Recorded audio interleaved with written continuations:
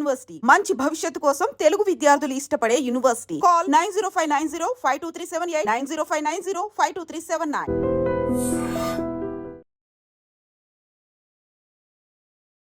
నమస్తే, welcome to iDream inside politics with కవిత.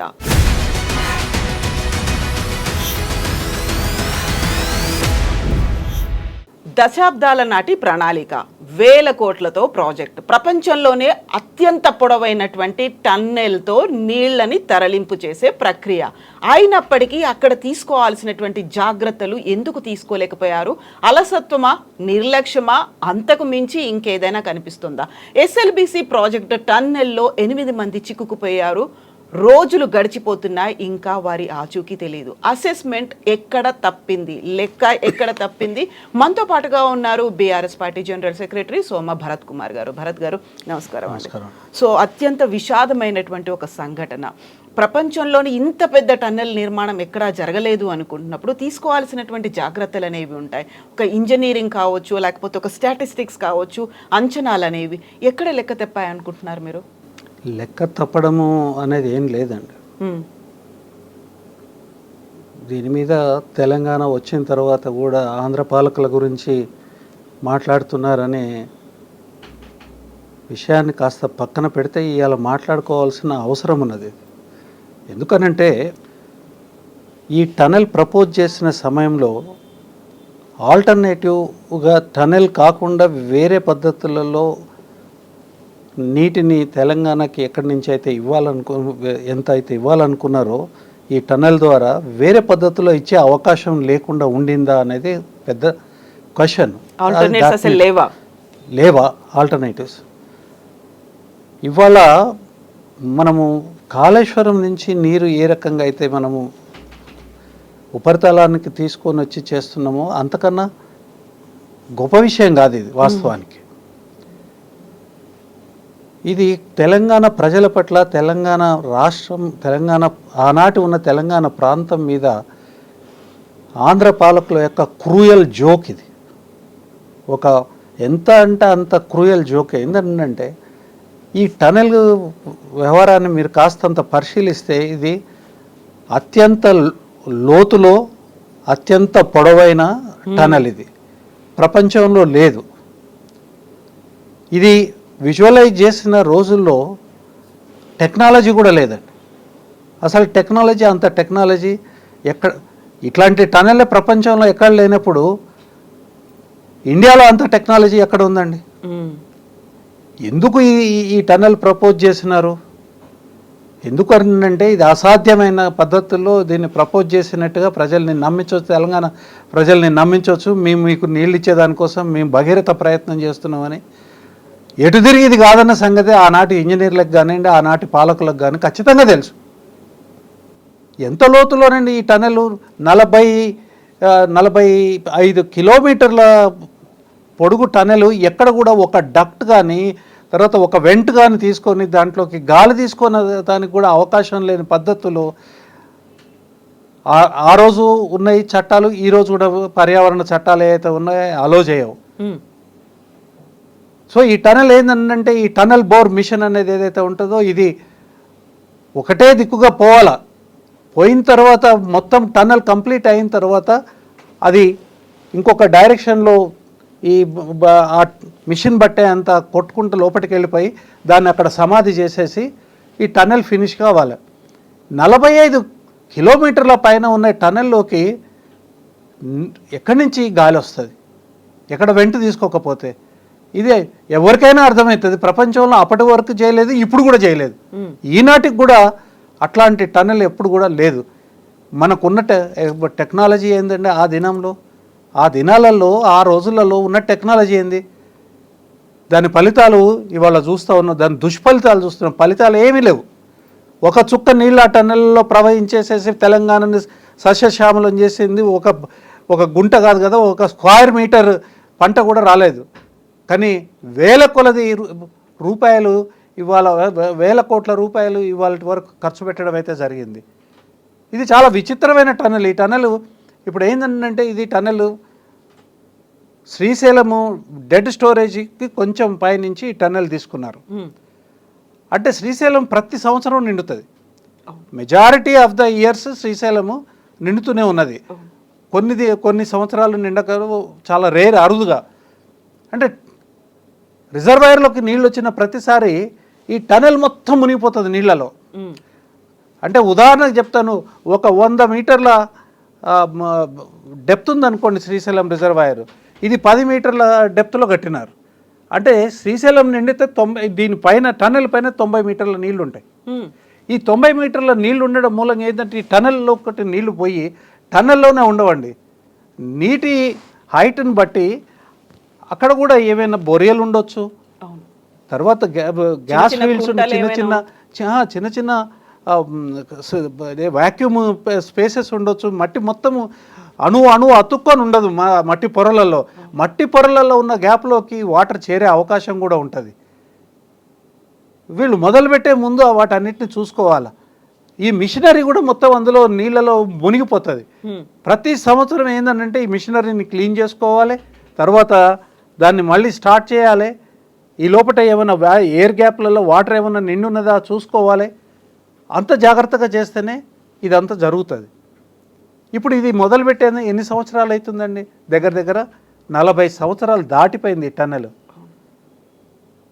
ఇవాళ ఏం ఫలితాన్ని ఇచ్చింది ఈ టన్నెల్ అని అంటే, దుర్మార్గంగా ఇవాళ ఒక 8 మంది ప్రాణాలని తెలియదు, ఉన్నారో తెలియదు, పోయినారో తెలియదు. అక్కడికి పోయేదానికోసం 1.5 కిలోమీటర్ దూరంలో మొత్తం అంతా బురద, తర్వాత నీరు నిండుకొని ఉన్నది. లోపలికి పోయే ఆస్కారం కూడా లేదు. ప్రయత్నాలు చేస్తున్నారు అనేక మంది. ఇట్లాంటి ప్రాజెక్టులా తెలంగాణకి ఇట్లాంటి ప్రాజెక్టులు ఇస్తారా? మరి ఆంధ్ర ప్రాంతంలో కూడా ఒక టన్నెల్ కొట్టినారు, right bank, Srisailam right bank ఒక టన్నెల్ కొట్టినారు. మరి ఆ టన్నెల్లో ఎందుకు ఈ సమస్యలు రావట్లేదు? ఆ టన్నెల్ కంప్లీట్ అయిపోయింది, అటు నీళ్లు పోతున్నాయి. అదే ప్రభుత్వాలు, ఉమ్మడి రాష్ట్ర ప్రభుత్వాలే మొదలుపెట్టినారు. ఆంధ్ర ప్రాంత ప్రజానికానికి, రైతులకు ఒక న్యాయం, తెలంగాణ రైతులకు ఒక న్యాయం. ఇది ఈ రకమైన పరిస్థితులు వచ్చే అవకాశం ఉంది. దీనికి ఆక్సిజన్ కూడా లేదు అని ముఖ్యమంత్రి స్థాయిలో ఉన్న కేసీఆర్ గారే అసెంబ్లీలో చెప్పినారండి, వేరే ఎక్కడ కూడా చెప్పలేదు. మనకి నిర్లక్ష్యమే వేరే పెద్దవాళ్ళ మాట వినడం, దాని మీద జాగ్రత్తలు తీసుకోవాలంటే వీళ్ళకి బిడియం సిగ్గాయ. ఇవాళ ఏమైంది? ఇవాళ అసలు దీంట్లో ఏమేమి జరిగిందో ఊహించడం కూడా కష్టమండి. దీని మీద జ్యుడిషియల్ ఎంక్వైరీ వేయాలి. ఇందులో ఎవరు మేము మాట్లాడమైనా, వాళ్ళు మాట్లాడమైనా, బయట ప్రజలు మాట్లాడడం అయినా, ఏదైనా దీనన్నిటికన్నా ఒక జ్యుడిషియల్ ఎంక్వైరీ చేసి దీని మీద అసలు మొదటి నుంచి దీనికి జరిగిన వ్యవహారం ఏంది అనేది ఇవాళ నిక్కచ్చిగా ఎవరు దీనికి బాధ్యులు, అసలు ఈ పనులు మొదలుపెట్టే ముందు తీసుకోవాల్సిన చర్యలు ఏముండే, వీళ్ళు చర్యలు తీసుకున్నారా లేదా? లేకపోతే చర్యలు తీసుకొని ఉంటే ఆ నీటి నిల్వ ఏదైతే ఉందో అది సొరంగం నీటిలో మునిగి ఉన్నప్పుడు నీరు 100 మీటర్ల నీరు ఉందనుకోండి, ఇది 10 మీటర్లు మాత్రమే కదా, ఈ సొరంగం 10 మీటర్ల లెవెల్లోనే ఉంటుంది అనుకుంటే మరి ఆ 90 మీటర్ల నీళ్ళలో ఇనండేట్ అయిపోయింది, మునిగి నాని ఉన్నది కదా. అది చెక్ చేయకుండా లోపలికి ఎట్లా పోతారండి? ఇవాళ పరిస్థితి ఏంటి? చెక్ చేసినారా లేదా? కనీసం రిపోర్ట్స్ ఉంటాయి కదా, కంపెనీ దగ్గర పనిచేసే కాంట్రాక్టింగ్ కంపెనీ ఏదైతే ఉంటో రిపోర్ట్స్ ఉంటాయి కదా. భావితరాలకి ఇట్లాంటి సొరంగం చేసేటప్పుడు ఏమేమి చర్యలు తీసుకోవాల్సిన అవసరం ఉంటుంది అనేదానికైనా అనుభవాలను నిక్షిప్తం చేయాల్సిన అవసరం ఉంది కదా.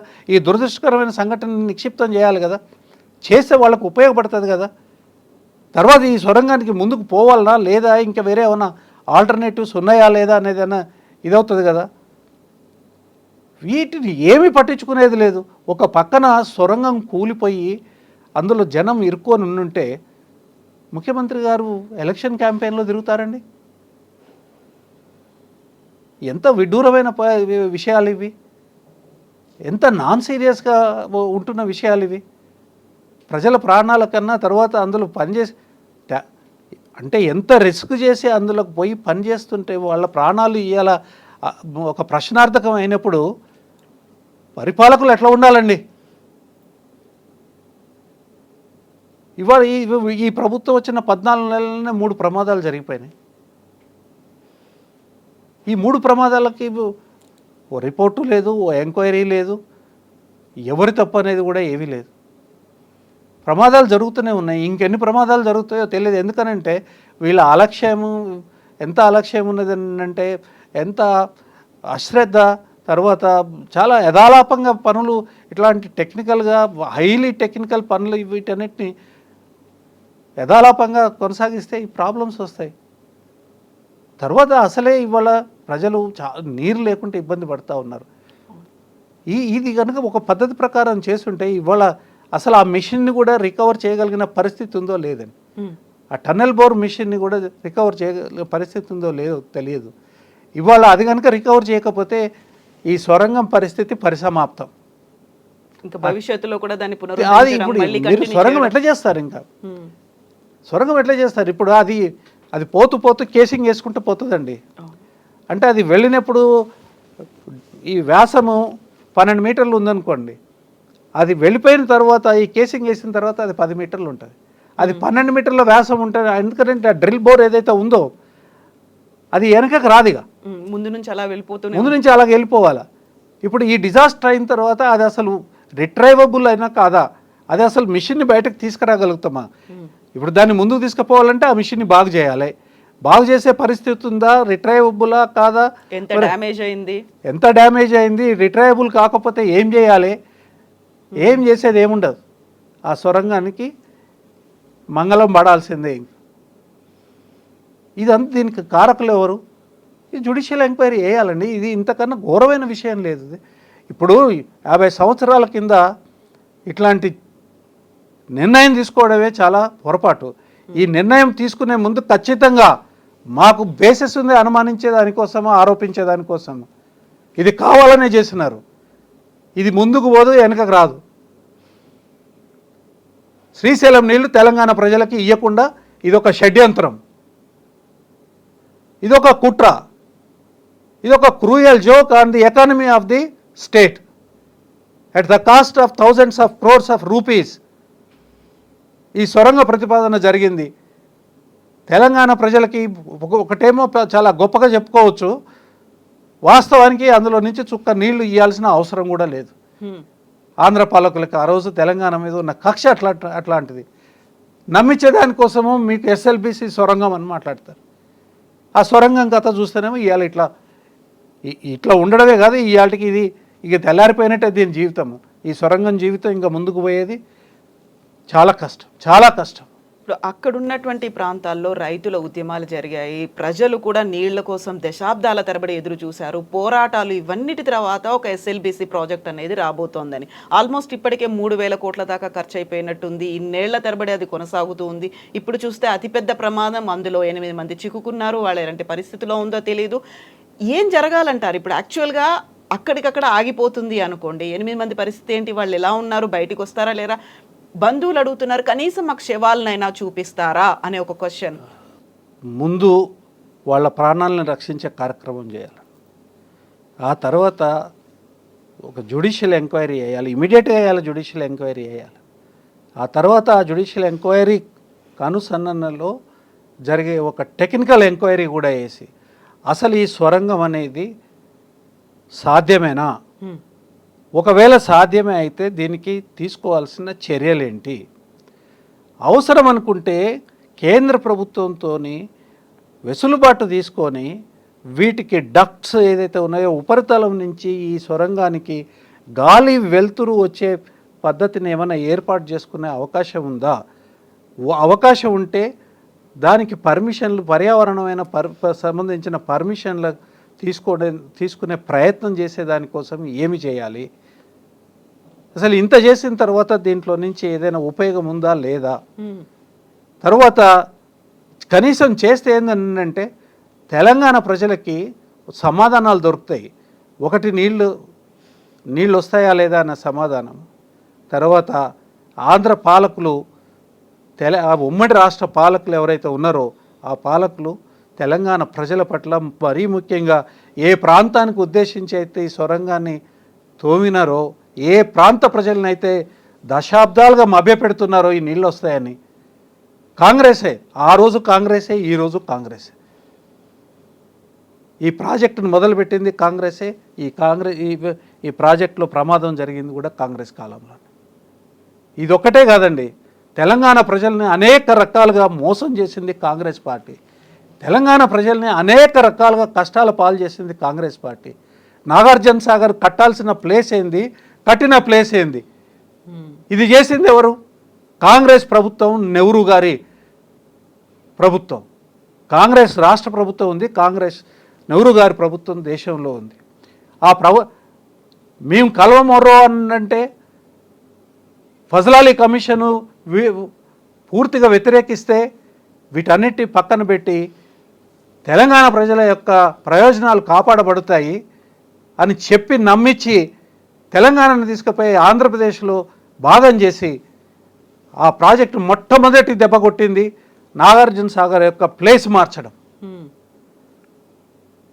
తర్వాత కేవలము విద్యుత్ ఉత్పత్తికని శ్రీశైలం కట్టిపించి దానికి పోతిరెడ్డిపాడు, దాని తర్వాత మద్రాసుకు మంచినీళ్ళు ఇచ్చే మహోన్నత కార్యక్రమం పేరు మీద దానికి గండి కొట్టి ఆ నీళ్ళన్నింటినీ కూడా కృష్ణా నీళ్లు, నల్గొండకి దక్కాల్సిన కృష్ణా నీళ్లు, ఖమ్మంకి దక్కాల్సిన కృష్ణా నీళ్లు, మహబూబ్ నగర్కి దక్కాల్సిన కృష్ణా నీళ్ళని తీసుకొని పోయి పెన్నా డెల్టాలోని రాయలసీమ మొత్తానికి పారించి అక్కడి నుంచి నెల్లూరుకి, ప్రకాశానికి కూడా ఆ నీళ్ళని ఇచ్చి, ఇదేంటండి ఇదంతా ఎవరు చేసినాడు? కాంగ్రెసే చేసింది. తర్వాత ఎప్పుడైతే ప్రజలు ప్రశ్నించడం మొదలుపెట్టినారో, మీరు ఈ పని ఏం చేస్తున్నారని ప్రశ్నించడం మొదలుపెట్టినప్పుడు ఈ సొరంగం అనే ఒక క్రూయల్ జోకును మొదలుపెట్టినారు. ఆ సొరంగం ఈ దినానికి ఏం కాలేదు. ఈ సొరంగాన్ని పెట్టుకొని ఒక ఆయన మా దగ్గర నల్గొండ జిల్లాలో ఒక ఆయన పేరు ఎందుకు లేని కానీ ఆ సొరంగం పేరు చెప్పుకొని ఇప్పుడు 3 సార్లు గెలిచాడు. ఏమనంటే సొరంగం, ఇగో ఇట్లాంటి సొరంగం.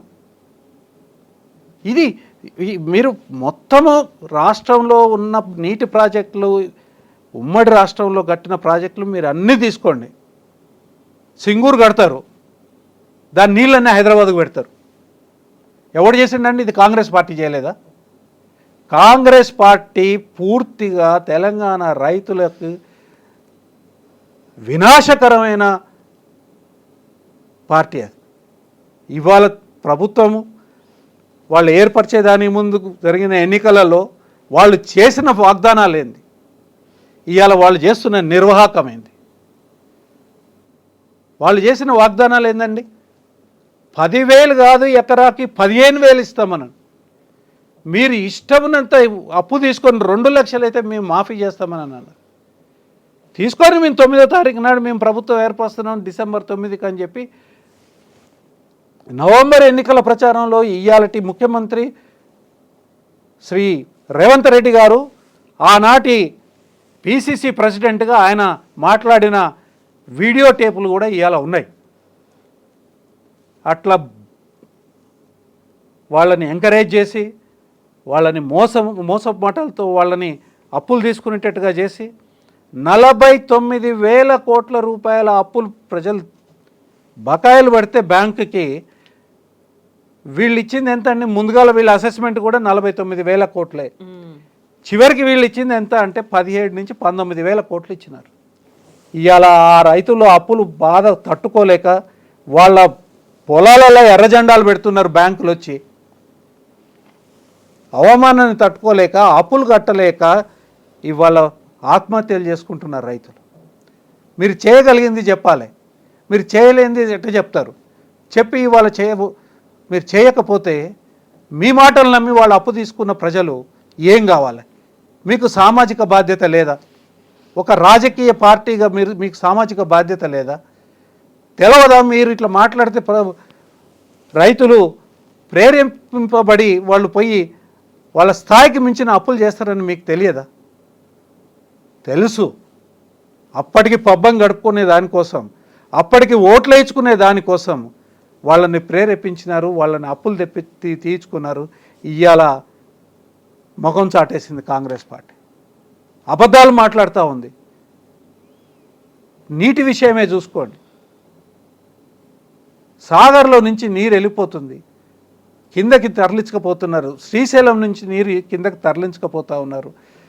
ఆంధ్రప్రదేశ్ వాటా కన్నా ఎక్కువ వాళ్ళు తరలించకపోతున్నారని దాదాపు 40 రోజులుగా మా పార్టీ నాయకులందరూ కూడా ఎలుగెత్తి చాటుతుంటే కూడా పట్టించుకోలేదు. ఇవాళ 640 టీఎంసీలు సాగర్ నుంచి ఆంధ్రప్రదేశ్ వాళ్ళ భాగానికన్నా ఎక్కువ తీసుకొని పోతే నోరు మూసుకొని కూర్చున్నారు. ఇవాళ పంటలు ఎండిపోతున్నాయి తెలంగాణలో. సాగర్ కాలువ కింద సాగర్ రిజర్వాయర్కి సంబంధించి కృష్ణా జలాలు ఎక్కడెక్కడైతే నీళ్ళు అందాలో పంటలు నడిదారిలో పంటలు ఉన్న సమయంలో ఇవాళ నీరు ఆగిపోతే పంటలు ఎండిపోతుంటే రైతుల అగచాట్లు ట్యాంకర్లతోని పంటని నిలబెట్టుకోవాలనే తడుపుకొని వాటిని కాపాడుకోవాలని రైతుల ప్రయత్నం ఇవాళ చూస్తూ ఉంటే ఏమైందండి? 10 సంవత్సరాలలో శ్మశానాన్ని చేసినారు కదా తెలంగాణని, వ్యవసాయాన్ని శ్మశానం చేసినారు కదా.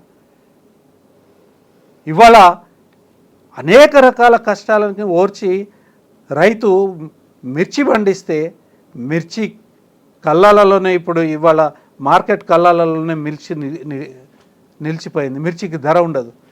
నిన్నటి వరకు మిర్చి మార్కెట్లో ఏది వినియోగదారులకి దగ్గర 1000 రూపాయలకు కిలో దాకా పోయింది. ఒక క్వాలిటీ మిర్చి పౌడర్ 1000 రూపాయల కిలో దాకా పోయింది. ఇవాళ 11,000 మిర్చికి క్వింటాకి 11,000 కావాలంటే దొరకట్లేదు. ఈ గ్యాప్ అంతా ఎందుకు వస్తుందండి?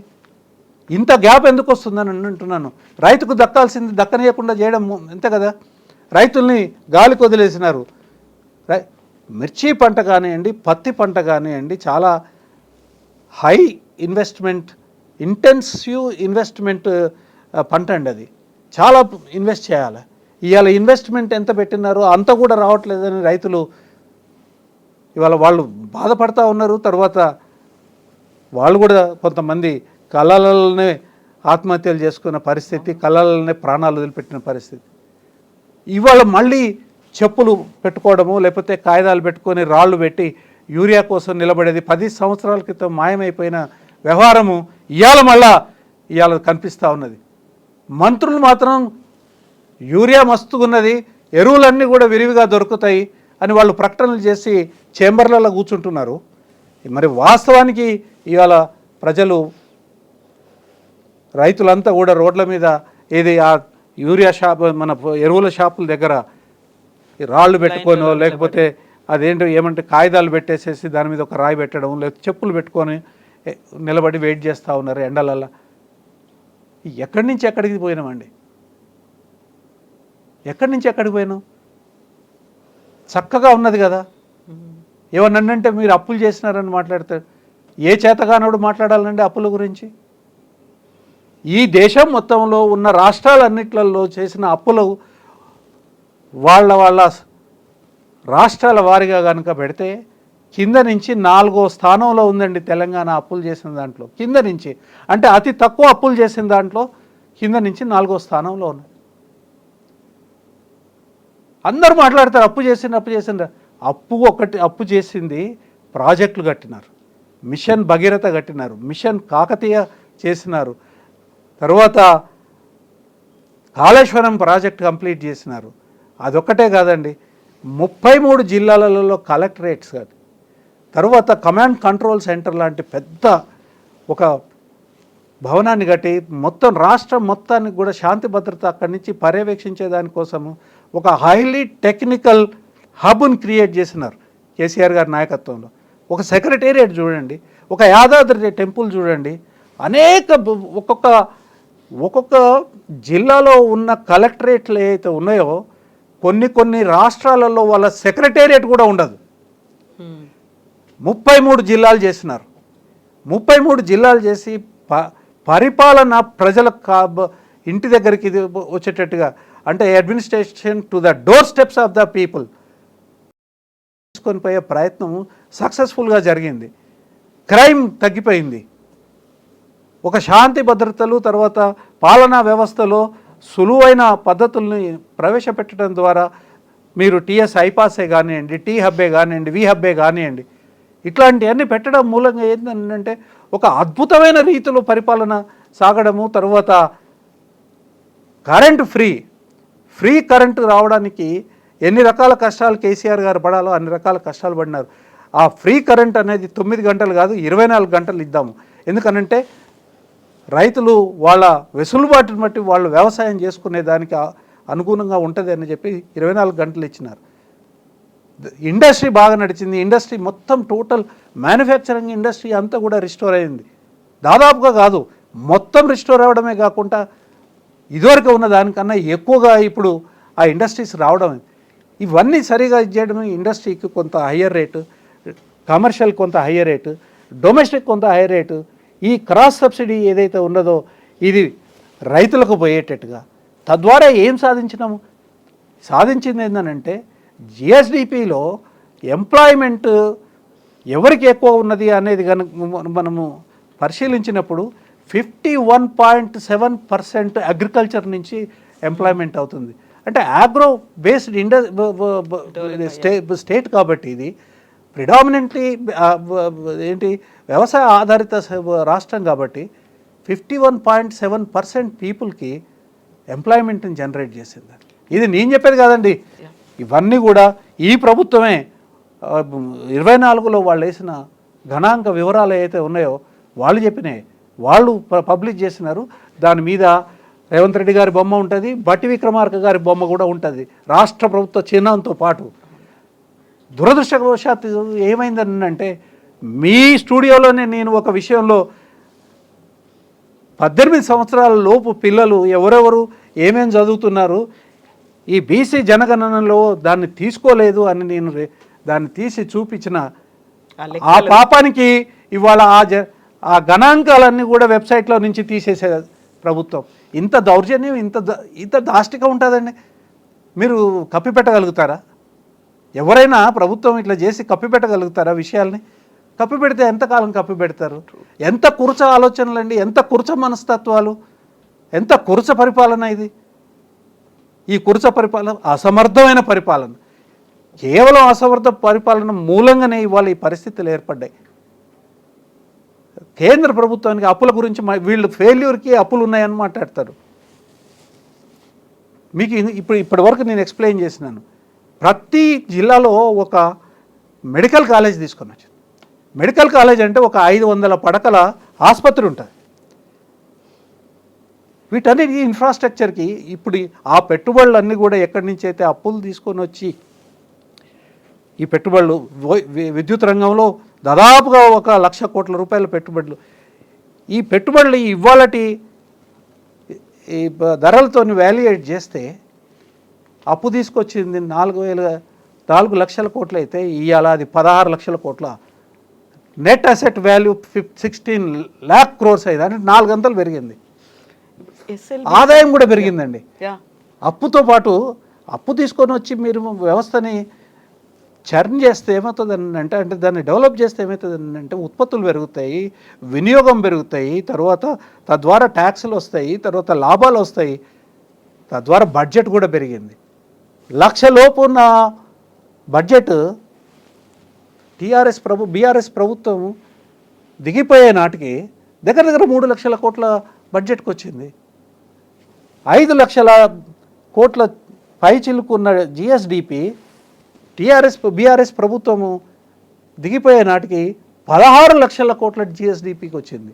సో ఇప్పుడు భరత్ గారు ఎస్ఎల్బీసీ ప్రాజెక్ట్కి సంబంధించి ఇంత పెద్ద ప్రమాదం జరిగింది, ఇన్ని కోట్ల ఖర్చు అయింది, 1000 కోట్ల ఖర్చు అయిన తర్వాత ఇప్పుడు మళ్ళీ స్టిల్ అక్కడ ఉన్నటువంటి నల్గొండ, మహబూబ్నగర్ రైతులు, ప్రజలు, వాళ్ళ తాగునీరు, సాగునీరు అవసరాలు వీటన్నిటి కోసం మళ్ళీ ఒక రివైవ్ చేయాల్సినటువంటి అవసరం ఉందా? సరికొత్త ప్రాజెక్ట్ రావాల్సిన అవసరం ఉందా?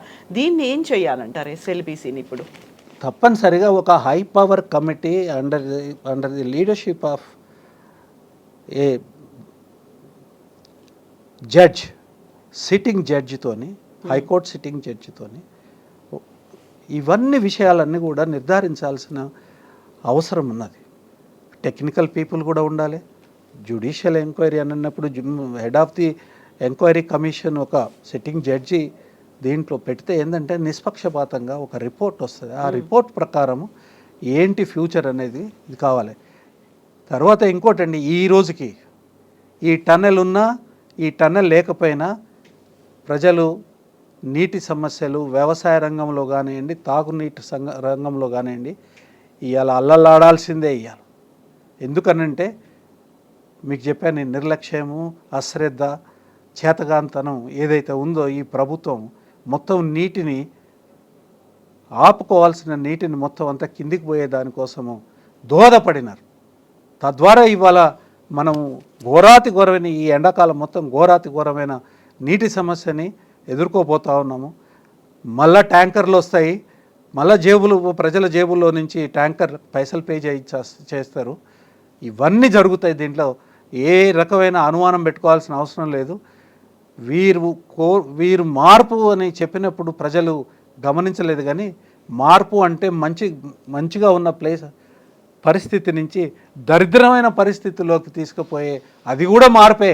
రేపు పొద్దున మీరు ప్రజలు గట్టిగా మాట్లాడితే అవును మేము మార్పు చేసినాము, అప్పుడు మంచిగున్నది ఇప్పుడు చెడ్డగున్నది, ఇది మార్పు కాదా అని బుకాయించే అంత నిస్సిగ్గుగా వ్యవహరించే అంత స్థైర్యం ఏదైతుందో దరిద్రపు స్థైర్యం కాంగ్రెస్ పార్టీకి ఉన్నది. ఎందుకంటే నేనేం అబద్ధాలు చెప్పట్లే, స్పష్టంగా గ్రౌండ్ మీద కనిపిస్తూ ఉన్నాయి. ఇవాళ ఏదైనా ఒక రాష్ట్రంలో ఆదాయం తగ్గిపోతుందండి. పోయిన సంవత్సరానికి ఆదాయం తగ్గిపోయిందనంటే ఏందన్నట్టు? చేతగానితనం, ప్రభుత్వాన్ని నడిపే చేతగానితనం, విజన్ లేనితనం. చేతనైతే ఆదాయం తగ్గదండి. ఎందుకు తగ్గుతుంది ఆదాయం? మీరు తీసుకునే నిర్ణయాలు మానసికంగా ప్రజలకి ధైర్యం లేకుండా చేసినారు, మానసికంగా వ్యాపారస్తులకి ధైర్యం లేకుండా చేసినారు, మానసికంగా పెట్టుబడిదారులకు ధైర్యం లేకుండా చేసినారు. ఒక భద్రత లేని భావాన్ని మీరు తీసుకొచ్చి పెట్టినారు. ఇష్టానుసారంగా కూలగొట్టడము, ఇష్టానుసారంగా పరిపాలన చేయడము, ఇష్టానుసారంగా కావలసిన పక్షపాత ధోరణితో కావలసిన వాళ్ళకి పనులు చేయడం, కొంతమందికి పనులు చేయకపోవడము, అవినీతి తాండవ వాడుతుంది. మామూలుగా కాదు, దేశంలోనే ఎక్కువ లేనంత పర్సంటేజ్లో అవినీతి పెరిగింది. క్రైమ్ పెరిగింది, 20% క్రైమ్ పెరిగింది. చెప్పుకునేదానికి ఏది కూడా మంచి లేదండి. మాట్లాడాలంటే ఏది మంచి లేదు. చాలామంది అనుకుంటుండొచ్చు నేనేదో ఆపోజిషన్ పార్టీకి సంబంధించిన జనరల్ సెక్రటరీని కాబట్టి మాట్లాడుతున్నాను. ఏ ఒక్క విషయం తప్పున్నా కానీ నేను బాధ్యత వహిస్తాను. ఏ ఒక్క విషయం నేను మాట్లాడిన దాంట్లో తప్పు ఉంటే బాధ్యత వహిస్తాను. ఇవన్నీ ఇట్లా జరుగుతూ ఉంటే ఇంకొక పార్టీ ఉన్నది, వాళ్ళు మాట్లాడరు. ఈ సొరంగం ఇట్లా అయితే మాట్లాడరు, ఈ ప్రజలు ఇట్లా కష్టపడుతూ ఉంటే మాట్లాడరు. ఏంటి? కుమ్ముక్క. ఈ రెండు పార్టీలు కుమ్ముక్కయి ఈ రాష్ట్రంలో ప్రజలకి బాగు చేసిన పార్టీ ఏదైతే ఉందో దాన్ని బ్లేమ్ చేసే కార్యక్రమం పెట్టుకుంటారు. ప్రాంతీయ పార్టీలను తొక్కేసే కార్యక్రమం పెట్టుకుంటారు. చేయాలి కదా. ఇప్పుడు సెంట్రల్ గవర్నమెంట్ అంటే అనేక రకాల టెక్నికల్ పవర్ఫుల్ సెటప్ ఉంటుంది. ఏం పంపించారు? మీరు ఎందుకు ఇన్వాల్వ్ అయ్యి ఎందుకు పంపించలేదు? ఇప్పుడు ఈ ఎస్ఎల్బిసి ప్రాజెక్ట్కి సంబంధించి కేంద్ర ప్రభుత్వం ఇన్వాల్వ్ అవ్వాల్సిన అవసరం ఉంటుందా, లేకుంటే కోర్టు ఇన్వాల్వ్ అవ్వాలా? ఎందుకంటే అక్కడ అంతా టైగర్ రిజర్వ్ ప్రాజెక్ట్ కాబట్టి పైనుంచి కట్టడానికి వీల్లేదు అని టన్నెల్ రూపం అనేది, టన్నెల్ మార్గాన్ని ఎంచుకున్నారు, అదే ప్రత్యామ్నాయం అనుకున్నారు. ఈ పరిస్థితుల్లో ఇంత పెద్ద ప్రమాదం జరిగిన తర్వాత కోర్టు ఎట్లా ఇన్వాల్వ్ అవ్వాలంటారు దీంట్లో? కోర్టు ఇట్లాంటి ప్రమాదాలు జరిగినప్పుడు కోర్టు చాలా ఆచితూచి వారు నిర్ణయాలు కాదు ప్రతిస్పందిస్తారు. నిర్ణయం తీసుకునే వ్యవస్థ కాదు, లేదు, ఉండదు. ఎవరైనా పోయినప్పుడు ప్రతిస్పందించాల్సింది, లేకపోతే కోర్టు సువమోటో ప్రతిస్పందించాల్సింది. ఇవాళ ఒక పని జరుగుతూ ఉన్నది, కొంత ప్రయత్నం జరుగుతూ ఉన్నది. ఆ ప్రయత్నము అడెక్వేట్గా జరుగుతుందా లేదా అనేది మనము ఒక నిర్ణయం చేసి చెప్పే పరిస్థితి లేదు. దాన్ని డిస్టర్బ్ చేసే పద్ధతుల్లో కోర్టు కూడా ఎన్నడూ చేయదు, ఇంటర్ఫియర్ అవ్వదు. కానీ కేంద్ర ప్రభుత్వానికి మాత్రం ఉంటుంది. లాంగ్ టర్మ్ ఉంటుంది, షార్ట్ టర్మ్ ఉంటుంది, ఇమీడియట్ ఉంటుంది. కనీసం ఇప్పటికైనా కేంద్ర ప్రభుత్వం ఆలోచన చేయాల్సింది. ఏ చట్టమైనా కానీ వెసులుబాటు లేకుండా ఏ చట్టము లేదండి. ప్రజా ప్రయోజనాలు దెబ్బతినిపోతున్నాయి. లక్షలాది ఎకరాలకు సంబంధించిన ఒక వాటర్ ప్రాజెక్టు డీనోటిఫై చేసే కెపాసిటీ వాళ్ళకు ఉన్నది. ఇప్పుడు ఎంత కావాలండి? మహా అయితే ఒక 50 ఎకరాలు, 30 ఎకరాలు, 40 ఎకరాలు ఆ అభయారణ్యంలో దాన్ని డీనోటిఫై చేయాలి. దానికి అవసరం ఉన్నది. ఈ అవసరాన్ని దృష్టిలో పెట్టుకోవాలి. ఈ అవసరాల మూలంగా మేము డీనోటిఫై చేస్తామని అంటే వాళ్ళని ఆక్షేపించేటోడు ఎవరు లేడు. తర్వాత కోర్టులు కూడా తప్పనిసరిగా సమర్థిస్తాయి. ఆ ప్రక్రియనే చేపట్టలేదు కదా. పోతే పట్టించుకున్న నాదడు ఉండడు. అసలు కాంగ్రెస్ వాళ్ళు ఎన్నడూ ప్రయత్నం చేసిన పాపాన పోలేదు. ఈ ప్రయత్నం ముందుగాల చేసి అవన్నీ తీసుకొని ముందుకు పోవాలి కదా. అట్లాంటి ఒక ఎక్సెప్షనల్ ప్రాజెక్ట్ అండి ఇది. చాలా అంటే ఎక్కడ లేని ప్రాజెక్ట్ ఇది. అన్ని కిలోమీటర్లు అంత లోతులో నుంచి డెప్త్ కానివ్వండి, తర్వాత లెంత్ కానివ్వండి, ఈ రెండు ప్రపంచంలో ఎక్కడ చేయని సమయంలో పూర్తిగా వెనుకబడిన దేశం అనేది ఆనాటికి పూర్తిగా వెనుకబడిన దేశం. 1970s 80sలో మన దగ్గర ఏం టెక్నాలజీ ఉందండి? ఎంత పెద్ద టెక్నాలజీ ఉన్నది? అంతే. అది ప్రపంచంలో ఎక్కడ తోమని దాన్ని ఇక్కడ ఎందుకు ప్రపోజ్ చేస్తున్నారు? కావాల్సుకొని మోసం చేయడానికే తెలంగాణ ప్రజల్ని, తెలంగాణ ప్రాంతాన్ని, ఆనాటి తెలంగాణ ప్రాంతాన్ని, ఉమ్మడి రాష్ట్రంలో తెలంగాణ ప్రాంతాన్ని మోసం చేయడానికి, మభ్యపెట్టడానికి చేసినారు. దాన్ని అక్కడ మొదలుపెట్టి అటు పక్కన విచ్చలవిడిగా దోపిడీ చేసినారు వాటర్ని. విచ్చలవిడిగా పోతిరెడ్డిపాడుని ముందుగా ఎన్టీ రామారావు గారు, తర్వాత రాజశేఖర రెడ్డి గారు, తర్వాత వచ్చిన కిరణ్ కుమార్ రెడ్డి గారు, రోషయ్య గారు, వీళ్ళు వాళ్ళు తేడా లేకుండా ఎంత తోస్తే అంత దోచుకొని పోయినారు నీళ్ళని. వీటన్నిటి మీద కూడా ఇవాళ తెలంగాణ అస్తిత్వం ఇట్లాంటి పనులతోని, తర్వాత ఇవాళ సాగర్ జలాలని కిందకి తరలించకపోవడము, ఈ ప్రభుత్వం మాట్లాడకపోవడము, ఇవన్నీ కూడా తెలంగాణ అస్తిత్వానికి ఒక ప్రమాదకరంగా తయారైంది. మళ్ళీ తెలంగాణ వచ్చినట్టుగానే వచ్చింది. ఒక సరి అయిన సమర్థమైన పాలన లేని సమయంలో తెలంగాణ అస్తిత్వానికి గండిగొట్టే పనులు పద్ధతి ప్రకారంగా నడుస్తున్నాయనే ఒక భయం కూడా జరుగుతాం. ఎందుకు అనంటే నీళ్లు అండి, నీళ్లు పోతే ఇక్కడ తెలంగాణ అసలు మొత్తం పోరాటం అంతా నీళ్లు నిధులు నియామకాల మీద. నీళ్లు పోతే ఇక్కడ ఏం మిగులుతుంది? పంటలు పోతాయి. పంటలు పోతే నిరుద్యోగం పెరుగుతుంది. నిరుద్యోగం వస్తే తర్వాత వలసలు పోతారు. మార్కెట్ డౌన్ అవుతుంది. ఇవాళ మార్కెట్ని నాశనం చేసి పెట్టినారు కదా.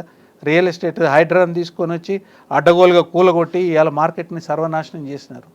నిష్పక్షపాతంగా చేసిందా?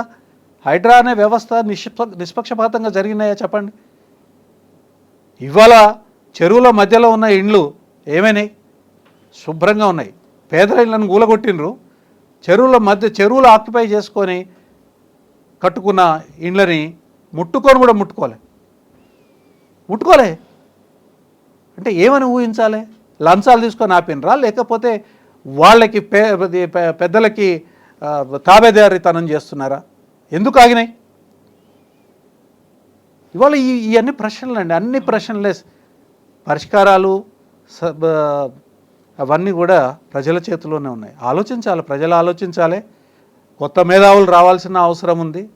వీటన్నింటినీ చూసి మాట్లాడట్లేదు. ఇంత మునుపు వీటన్నిటి మీద రియాక్ట్ అయిన మేధావులు ఇవాళ రియాక్ట్ అవ్వట్లేదు. బహుశా పదవులు వచ్చిన మూలంగానైనా కావచ్చు, లేకపోతే వాళ్ళు సంతృప్తి పడిపోయినారు. వాళ్ళ మేధావిత్వాన్ని వదులుకొని ఉండొచ్చు. కానీ సమాజము సమస్యలు ఎప్పటికప్పుడు కొత్త మేధావుల్ని, యువకుల్ని తయారు చేస్తుంది అనేది చరిత్ర చెప్తా ఉంది. మాకున్న హోప్ కూడా. ఎస్ అండి భరత్ గారు, థ్యాంక్ యూ సో మచ్. మనం బోల్డ్ అని విషయాలు మాట్లాడుకోవాలి. మళ్ళీ కూర్చుందాం, మళ్ళీ డిస్కస్ చేద్దాం. థ్యాంక్ యూ సో మచ్ అండి.